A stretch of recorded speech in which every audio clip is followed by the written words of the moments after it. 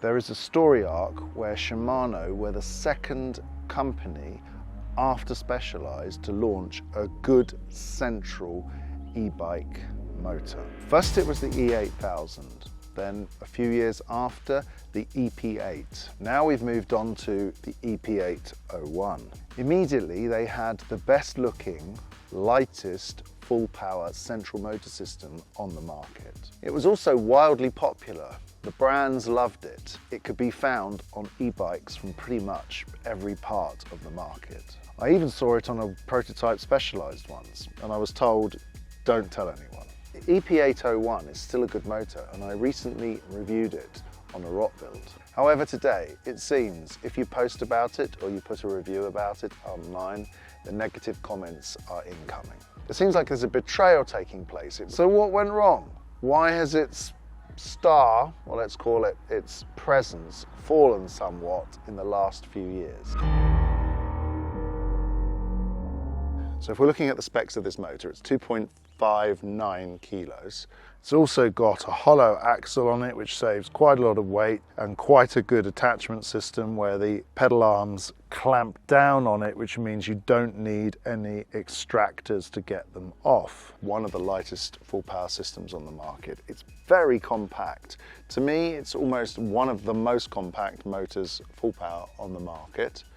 It rivals easily the new systems from Marl and also Avinox. This has got 85 Newton meters of torque, and you can adjust it with their app, so you can make it go from 40 to 85. It originally came with 75, but they upped it to 80, and then from 80 to 85. Now it peaks at about 590 watts, according to most bench testing, but Shimano don't really make any claims about peak power, so that's also an interesting point. According to Shimano engineers, and Japanese engineers in general, they say it's pretty much perfect if you have a 70 Newton meter motor. However, they have responded to the market and you have an 85 Newton meter motor. Now, obviously the motor alone is not everything. We also have the battery system. Now, you saw the original battery system from Shimano, which was this one. This is a 504 watt-hour motor in my previous video. And they pretty much stuck with this style, but in a long tube case, which I don't have with me right now, for this EP801 system. So the motor, how does it respond? How does it ride? Well, it's quite a smooth riding feel. It feels very natural. It also has a lot of support in it. So if you put your foot on the pedal doesn't sort of drop. The motor feels like it balances well the effort or the feel of the bike and the rider and the motor together. And it works better in a cadence of around 80 or 90 Newton meters. That's where it tends to deliver its peak torque and its peak response. Now it has also overrun. A recent software update did that, well, maybe a year ago. I was one of the first ones to test it and put a review out. And it made quite a difference actually to how the motor felt, and it was a more punchy feel. And that was off the back of some e-bike racing where it won the Enduro World Series of e-bikes, which, I mean, that's a whole other conversation, but it was a competitive motor, let's say. Gilchrist was the rider in question, and when I was there at the race, I saw a lot of Shimano team members and development members working on this system, putting it together to keep it like relevant, and they were feeling the pressure, you could tell, of the power and torque race. So they were paying attention. So overall now, this motor has a more punchy, sustained feel. The noise levels aren't bad. They're not as noisy as some motors on the market, and it's not as quiet as others. And I've noticed that this motor over time, so wear in use, tends to give a sensation of actually getting a little bit noisier as it ages. But one of the advantages of a motor like this as well is the fact that you've got the ability to build some very sleek looking bikes around it. There isn't a single Shimano bike out there where you can actually see the whole motor. They use this element here quite nicely, ramming the frame up against it. And the only thing you really see protruding is this little bit here, which is actually quite impressive. So overall, Shimano built a system which, on first look, has functioned quite well. Now, there have been a few problems with this motor though. Proof whether a motor is good is often long-term on the market. The fact is that it's been in such vast numbers on the market, it's had a good run at getting an understanding of what the weak points and the positive points are of this system. First thing which I noted of this particular system, which has vaguely improved over time but isn't really much different, and a lot of it depends on the bike that you're using it on, is the rattle. There is a clutch rattle in this when you ride it. Now, the very first time I got to ride the EP8, I was impressed of the motor, how it rode, how it felt, but I did notice on the descents quite a visible tick-tack-tack as you went down trails, even smooth trails, rough trails. There was a clear rattle, and it was quite noisy on the test bike I used it on. Now, a lot of people don't understand where the rattle comes from. Well, it comes from the gears, backlash in the gear system, and also the clutch rattling, especially as you activate the suspension. And a lot of that can come from the suspension pulling back on the chain as it compresses. So there's a few reasons to why this motor rattled. And I did tell them at the time, I wouldn't put it on the market if it rattles. They got pretty annoyed with me saying that, and I had a little run-in, let's say, with them.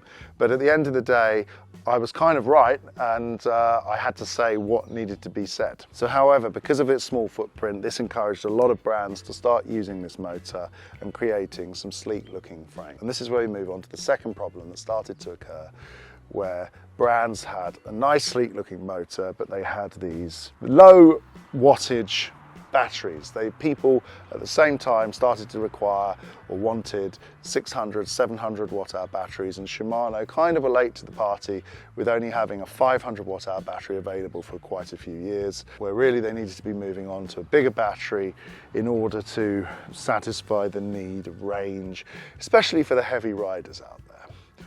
Although personally, as you know, I do prefer that sort of 500, 600 watt hour main tube battery sweet spot, in my opinion. By the way, don't forget the channel is supported by Lear. Go and check out the link below, along with another load of other links of different brands for different products which help support this channel. So one of the best bikes that uses that is the Lapierre GLP3 or GLP2. Both those bikes use a 500 watt hour battery, and fundamentally its weight is centralized in the system, and that's done though with a Bosch system, but that is basically my benchmark for how good bikes ride and perform, which requires a smaller battery. So there's quite a few points of discussion around that, which we can cover in another video. In order to get round the small battery usage, the brands decided to talk to third-party battery makers, a little bit like this one here. Where's this from? This is a Trend Power battery, and it is basically, well, it was in a Canyon bike. It's a 900 watt hour battery.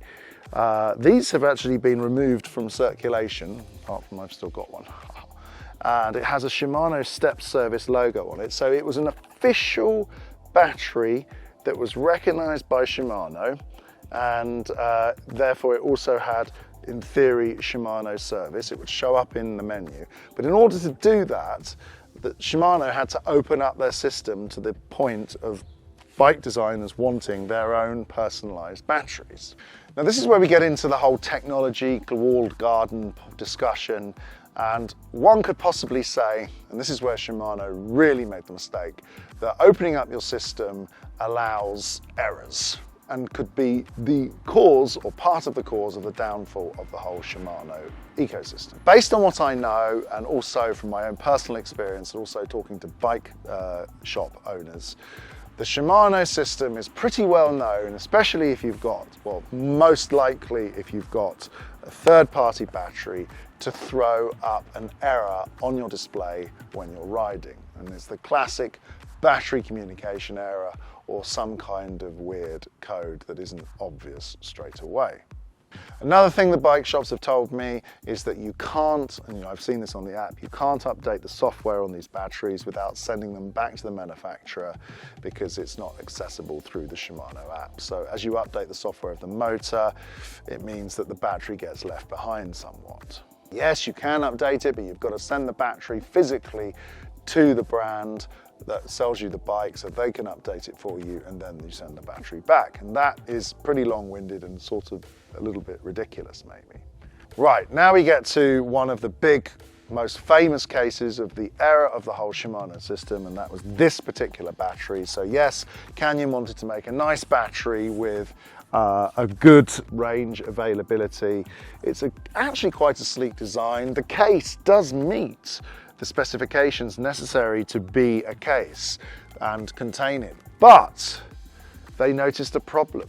And I think by trying to get the battery as thin as possible and as slim as possible and as powerful as possible at 900 watts, they caught, well, a problem occurred, and they notified everyone about this, was that the case, particularly around these screw heads, started to crack in certain examples. That allows moisture and air to get into the system, which risks a short circuit. So there was a massive recall on exactly these batteries to make sure that that never occurred. So they've dealt with the problem. Now the new batteries have a lower capacity, so obviously they've had to change the design of the battery. They've gone for a safer design, which means also moving towards a metal housing and so there's less risk of well, cracking, I suppose. So there we go. So Shimano have opened up the system for third parties.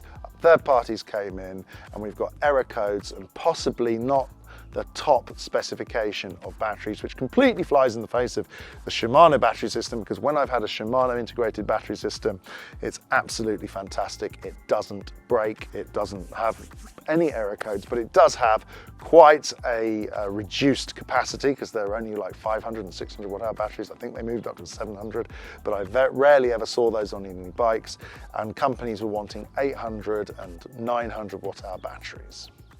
Remember, Shimano are the masters of components, and their componentry is across all prices of e-bikes and normal bikes at every level, especially their brake systems, which fundamentally are pretty good, although they do still have the wandering bite point problem, which is when you pull the lever like that, the brake pads move and touch the disc in a different place each time, which is kind of annoying. They got one thing right, and that was a small size footprint, and to be honest, they got it right straight from the beginning, because even the latest systems cannot get much smaller than this, because we have heat, we have power levels which need a certain number of windings and mechanical components in there to make the systems work, and that can't be avoided. So don't expect a smaller motor for the levels of power that we have, much smaller than this for any brand going forward. So let me know in the comments below what you think Shimano can do to recover themselves and get themselves back up there as one of the powerhouses of the industry. So it'd be interesting to see what happens to